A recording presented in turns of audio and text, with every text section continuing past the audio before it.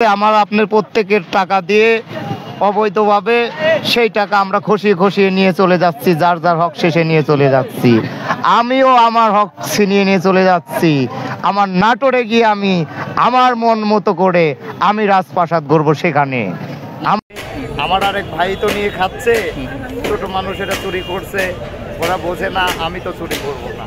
নাটোরে কিভাবে নিয়ে যাবেন? অনেক বড় জিনিস এটা। হ্যাঁ মানে আপনি কি বললেন বড় ভাই, ইটস এ নো ম্যাটার, এটা নেওয়া কোনো ব্যাপার না। এখান থেকে যদি এত এত জিনিসপাতি ওই দেশে নিয়ে যাওয়া যায়, আমরা উত্তরবঙ্গ থেকে ঢাকাকে প্রত্যেক দিন কত কিছু সার্ভিস দেই, আর এটা নিতে পারবো না। হ্যাঁ এটা স্মৃতি, এটা আমি ঝুলিয়ে রাখবো আমার বাসায়। কি নাম ভাই? নামটা জানতেই হবে।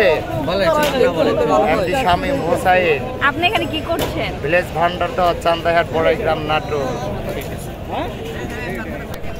ইটস মাই ফেয়ার বিজনেস, আমার বিজনেস করছি। এই যে রড চুরি করছেন, এটা কি বিজনেস? এটা রড চুরি বলে? তাহলে তো সবাই চোর, তাহলে বঙ্গবন্ধুর কথা কি দেওয়া লাগবে?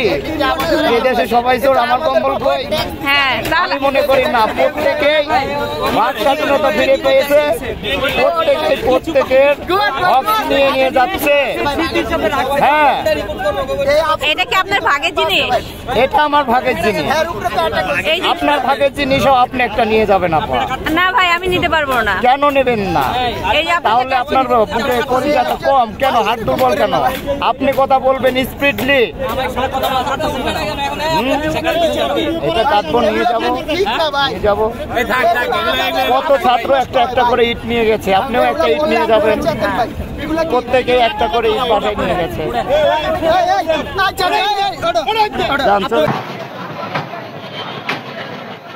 বিল্ডিং করছে আমার আপনার প্রত্যেকের টাকা দিয়ে অবৈধভাবে, সেই টাকা আমরা খসিয়ে খসিয়ে নিয়ে চলে যাচ্ছি, যার যার হক শেষে নিয়ে চলে যাচ্ছি।